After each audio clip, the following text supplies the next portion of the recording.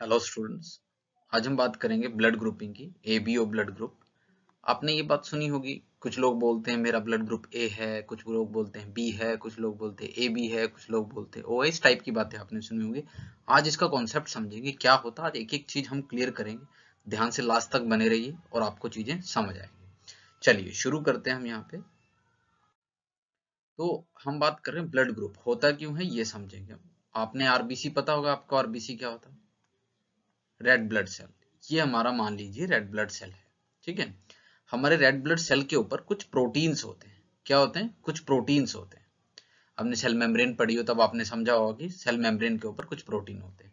इन proteins को हम क्या बोल रहे हैं? These proteins are antigen. क्या है?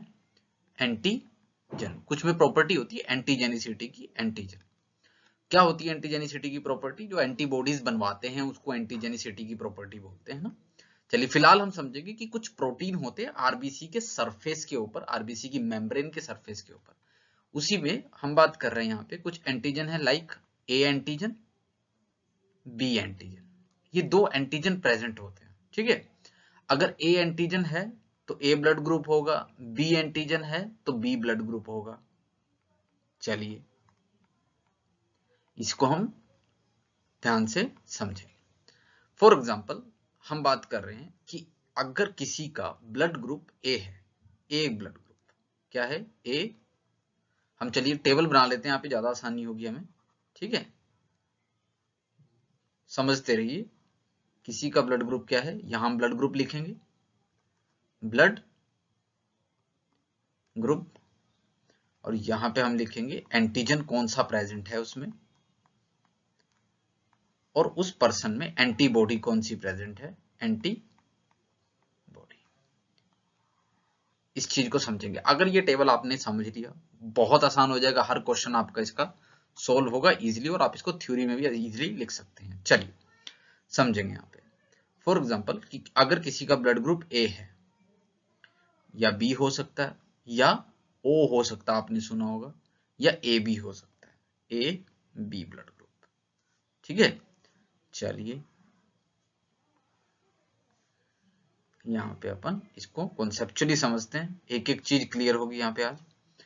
अगर ए ब्लड ग्रुप है मतलब उसके सरफेस पे, किसके सरफेस पे? आरबीसी के सरफेस पे एंटीजन कौन सा प्रेजेंट है? ए, ठीक है। अगर बी ब्लड ग्रुप है तो आरबीसी के सरफेस पे एंटीजन कौन सा प्रेजेंट है? B antigen. अगर ओ ब्लड ग्रुप है तो आरबीसी के सरफेस पे कोई एंटीजन प्रेजेंट नहीं है। ओ मतलब जीरो, मतलब ना ए एंटीजन प्रेजेंट है ना ही बी एंटीजन प्रेजेंट है। ऐसे ब्लड ग्रुप को हम क्या बोलते हैं? O blood group. A B blood group क्या होगा? अब आपको समझ आ रहा होगा कि सर जिसके सरफेस पे ए एंटीजन भी हो और बी एंटीजन भी हो। किसके सरफेस पे? आरबीसी के सरफेस पे ए एंटीजन और बी एंटीजन दोनों अगर एंटीजन मिल रहे हैं तो उसका ब्लड ग्रुप क्या होगा? ए बी ब्लड ग्रुप होगा। इस हिसाब से हमारे पास चार टाइप के ब्लड ग्रुप बनते हैं। कौन कौन से? Blood group A, blood group B, blood group O और blood group A B. A antigen present है, बी बी एंटीजन प्रेजेंट है, ओ मतलब कोई एंटीजन प्रेजेंट नहीं, और ए बी मतलब दोनों एंटीजन प्रेजेंट है। इतनी हमें बेसिक सी चीज है जो हमने पहले भी समझी है। अब हम यहाँ पे समझते हैं एंटीबॉडीज कौन सी प्रेजेंट होगी। What is antibodies? Basically antibodies हमारे पास जो एंटीजन के खिलाफ बनती है, एंटीजन के खिलाफ बनती है। मान लीजिए किसी का ब्लड ग्रुप ए है, तो क्या उसके अंदर एंटीबॉडी ए हो सकती है? नहीं हो सकती। क्यों?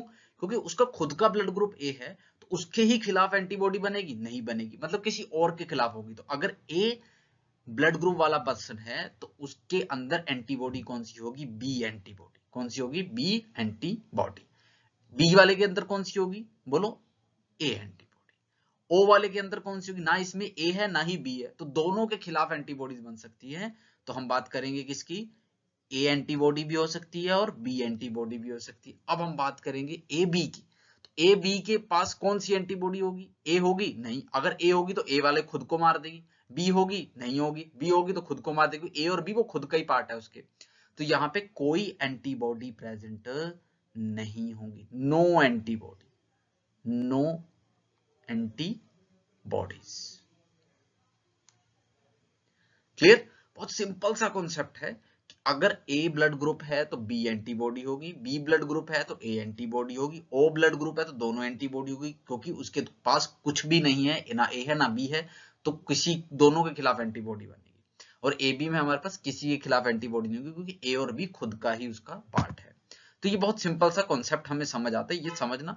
अब हम आगे समझेंगे कि कौन सा पर्सन किसको ब्लड दे सकता है, कौन सा पर्सन किसको ब्लड नहीं दे सकता। चलिए अब हम समझेंगे कि कौन किसको ब्लड दे सकता है। चलिए मान लीजिए बेटा ए है, तो हम ए को मान के चलते हैं कि ए किस किसको दे सकता है। क्या ए को दे सकता है? बिल्कुल सही, ए को दे सकता। कैसे दे सकता है ए को? मान लो ए वाला, मान लो मेरा ब्लड ग्रुप ए है और ए ब्लड ग्रुप ए ही ब्लड मेरी बॉडी में डाला जा रहा, तो मेरी बॉडी अंदर से क्या बोलेगी, यार ए अपने वाला ही है, सेम है, इसको आने दो, तो हम इजिली ले सकते हैं। क्या ए वाला बी वाले को दे सकता है? मान लो किसी का ब्लड ग्रुप बी है और उसमें ए ब्लड आ रहा है, उसकी बॉडी क्या देखेगी कि ए आ रहा है, ये तो अलग है, ये तो दुश्मन है, तो इसके खिलाफ क्या बनाओ, एंटीबॉडी। याद करो अभी मैंने बताया था कि बी वाले के अंदर किसके खिलाफ एंटीबॉडी होगी, ए वाले के खिलाफ एंटीबॉडी होगी, तो ए वाला बी वाले को नहीं दे सकता। तो ये हमारे पास, हम इसको बोल रहे हैं क्या बेटा, डोनर। क्या ये डोनर है? क्या ए को दे सकता है? बिल्कुल दे सकता है। क्या ए बी को दे सकता है? नहीं दे सकता। क्या ए ओ को दे सकता है? बताओ। अब ओ मतलब कोई एंटीजन नहीं है, कोई एंटीजन नहीं है, ए ब्लड ग्रुप आ रहा है उसमें, तो उसकी बॉडी क्या कह रही है, यार ये तो पता नहीं कौन आ गया, तो उसके बॉडी ए के खिलाफ एंटीबॉडीज बनाएगी। ए के खिलाफ क्या बनाएगी? एंटीबॉडी, क्योंकि ए उसके लिए क्या है, फॉरेन है, ए उसके लिए क्या है, कोई दूसरा है, इसलिए एंटीबॉडी बनाएगी। तो ये भी ए ओ को नहीं दे सकता, ए ओ को नहीं दे सकता। अगर हम बात करें ए की, तो क्या ए बी को दे सकता है? मान लीजिए ए बी वाला पर्सन है और उसके अंदर क्या आ रहा है, उसके अंदर क्या आ रहा है, ए ब्लड ग्रुप आ रहा है, तो ए उसके अंदर भी और ए उधर से भी आ रहा होगा, ठीक है ये तो अपने जैसे ही आने दो, तो ये भी दे सकता है किसको, ए बी को। तो ए किस किस को दे सकता है? ए दे सकता है बेटा ब्लड ए को, ए दे सकता है ब्लड ए बी को। क्लियर हुई बात? चलिए दूसरा समझते हैं। अब हम बात करेंगे बी की। बी को हम डोनर मान के चलेंगे बेटा, डोनर मतलब देने वाला, और रेसिपिएंट अब देखेंगे, क्या बी को दे सकता है? बिल्कुल दे सकता, सेम है। क्या बी ए को दे सकता है? बिल्कुल नहीं दे सकता, अलग हो जाएंगे। क्या बी ओ को दे सकता है? बिल्कुल नहीं दे सकता, क्योंकि ओ के अंदर बी के अगेंस्ट भी एंटीबॉडी थी। क्या बी ए बी को दे सकता है? बिल्कुल दे सकते, क्योंकि बी उसके अंदर है, बी बाहर से आ रहा, तो कहेगा हाँ कोई दिक्कत नहीं है भाई, ले लो, कोई दिक्कत नहीं। चलिए अब हम समझेंगे थोड़ा सा इसमें, कौन सा बच गया, कौन सा बोलो बेटा, बचा हमारे पास ओ। अब ध्यान से समझना, ये इंपॉर्टेंट बात है बेटा, ठीक है। ओ की बात करेंगे, क्या ओ को दे सकता है? यस और नो? बिल्कुल दे सकता है। ना ओ के अंदर एंटीबॉडीज, एंटीजन, और ना ओ के अंदर एंटीजन, किसी के अंदर एंटीजन नहीं है, तो वो आएगा तो कहेगा कोई दिक्कत नहीं, पता ही नहीं कौन आया, चलो ये दे सकता है। क्या ओ ए को दे सकता है? ओ मतलब कोई एंटीजन नहीं है, ओ बाहर से आ रहा, मान लो मेरा ब्लड ग्रुप ए है, तो ओ बाहर से आ रहा है और ब्लड गया अंदर, ओ वाला, ए वाला देख रहा है बाहर से कोई एंटीजन नहीं है, क्या उसके अगेंस्ट एंटीबॉडी बनाएगा? नहीं बनाएगा, तो ओ वाला ए वाले को भी दे सकता है। क्या ओ वाला बी वाले को दे सकता है? बिल्कुल दे सकता है। क्या ओ वाला ए बी वाले को दे सकता है? बिल्कुल दे सकता है। मतलब क्या कि ओ सर सबको दे सकता? हाँ ओ सबको दे सकता। आप ये मान के चलो कि ओ के ऊपर कोई भी एंटीजन नहीं है, मान लो हथियार है, ओ के ऊपर कोई हथियार नहीं, किसी भी टाइप का हथियार नहीं, तो उससे कोई डरेगा? नहीं डरेगा, सब उसको आने देंगे, कोई बात नहीं, आने दो, शरीफ आदमी है यार, कोई दिक्कत नहीं, आने दो। तो ओ को भी दे सकता, ओ ए को भी दे सकता, ओ बी को भी दे सकता, और ओ ए बी को भी दे सकता। मतलब सर ओ सबको दे सकता? हाँ, तो इसीलिए ओ को क्या बोला गया बेटा, यूनिवर्सल। बोलो, बहुत इंपॉर्टेंट चीज है ये, यूनिवर्सल डोनर। क्या बोलेंगे बेटा, यूनिवर्सल डोनर। क्यों यूनिवर्सल डोनर है? क्योंकि चारों ब्लड ग्रुप को ये इजिली ब्लड दे सकता है। अब हम बात करेंगे बेटा किसकी, बचा हमारे पास ए बी। ध्यान समझना, इंपॉर्टेंट बात है, ए बी मतलब इसके पास ए एंटीजन भी है और बी एंटीजन भी है, डोनर है ना ये। क्या ए बी को दे सकता है? देखो अपने वाला सेम है तो दे ही सकता है। ए बी ए को दे सकता है? अब ध्यान से समझना, मान लो मेरा ब्लड ग्रुप ए है और बाहर से क्या आ रहा है बेटा, ए बी आ रहा है, तो मेरा ए वाला सोचेगा कि यार ए तो सेम है बट बी अलग है, मतलब इसके पास हथियार दुगने हैं, तो मैं तो इसको आने नहीं दूंगा। तो ए वाला ए के आगे, ए अकेला होगा तो आने देगा, पर ए बी इकट्ठे होंगे तो बी को देख के डरेगा और बी को नहीं आने देगा। तो बी के अगेंस्ट क्या बनाएगा, एंटीबॉडी बनाएगा।